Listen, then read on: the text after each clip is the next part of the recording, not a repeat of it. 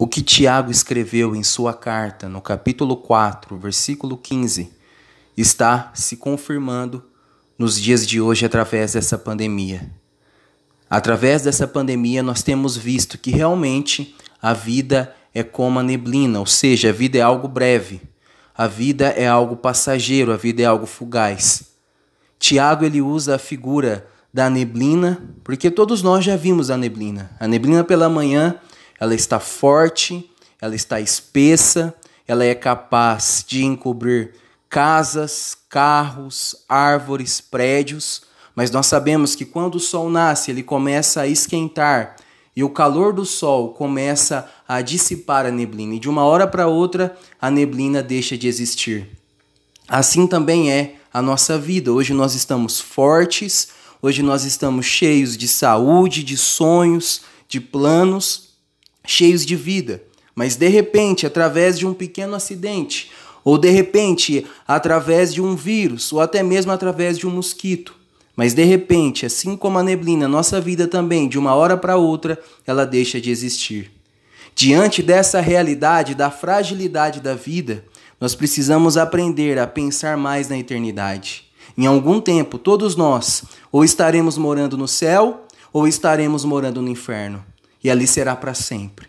Então, diante dessa realidade, nós precisamos aprender a pensar mais na eternidade. Eu queria ver com você alguns versículos que nos ensinam o porquê devemos pensar mais na eternidade. O primeiro versículo está em 1 Pedro, capítulo 2, versículo 11.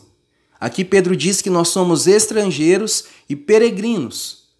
O estrangeiro é aquele que não pertence ao lugar aonde ele está. E o peregrino é aquele que vive em viagem, ele é um viajante. Em outras palavras, Pedro está dizendo que nós não somos desse mundo, nós não pertencemos a esse mundo não é o nosso lar.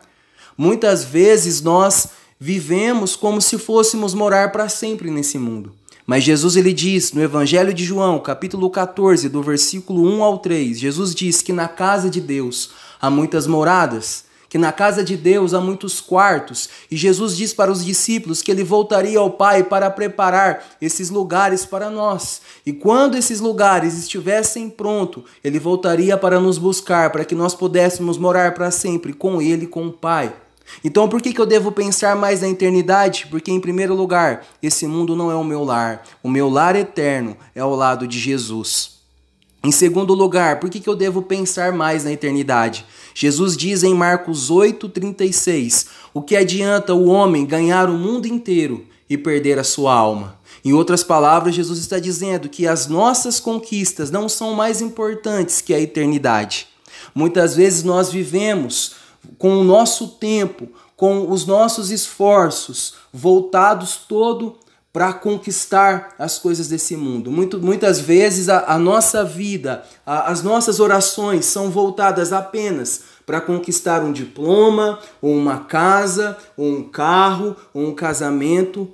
Não há nada de errado com essas coisas, mas nós devemos lembrar que tudo que conquistarmos aqui vai ficar aqui. E tudo que conquistarmos aqui não tem valor algum na eternidade. Na eternidade, o nosso carro, a nossa casa, o nosso diploma, o nosso dinheiro não terá valor algum.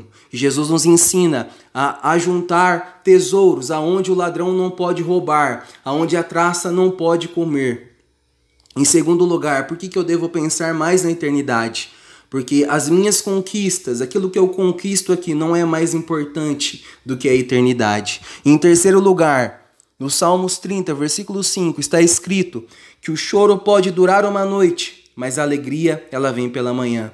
Muitas vezes as nossas emoções nos cegam e as nossas emoções nos impedem de pensar na eternidade. Muitas vezes quando nós estamos tristes, quando nós estamos desanimados, quando as coisas começam a dar errado, nós vamos perdendo a esperança na eternidade, nós vamos perdendo a esperança na salvação.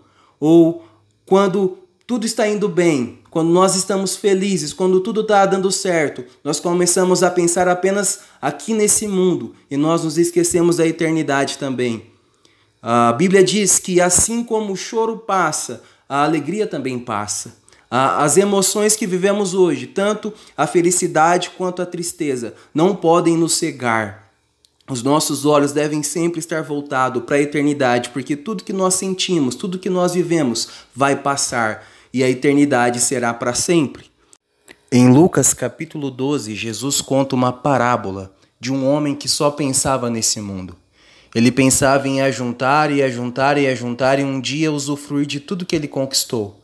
E no dia que ele pensou que iria usufruir das suas conquistas, Deus disse para ele: louco, nessa noite pedirão a sua alma, e o que você preparou para quem vai ficar? Com essa parábola, Jesus nos ensina que a pessoa que só pensa nesse mundo é uma pessoa louca e insensata. E para terminar esse vídeo, fica essa pergunta para nós: será que nós temos sido loucos e insensatos de pensar só nesse mundo? Ou nós também temos pensado na nossa eternidade? Eu queria orar com você. Senhor, nos ajude a voltar os nossos olhos para a eternidade, porque nós não somos desse mundo.